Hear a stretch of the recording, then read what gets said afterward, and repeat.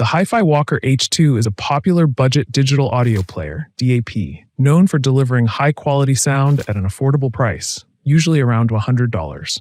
Built with the Burr Brown PCM 5102 DAC, it's praised for its clear, detailed sound and ability to handle various audio formats. Its sonic profile leans toward a slightly warm, deep, and dynamic sound, with a bit of added bass punch, making it a solid choice for listeners who want impactful lows without sacrificing clarity.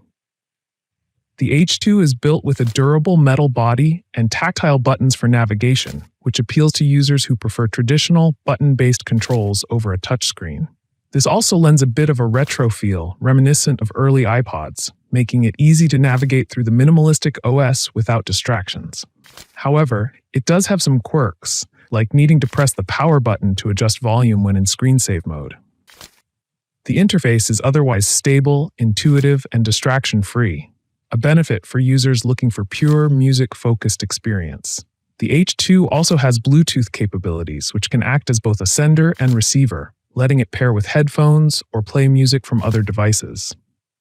It includes a simple 10-band equalizer, but is best enjoyed with the EQ off, as some users report that the equalizer can slightly muddy the sound.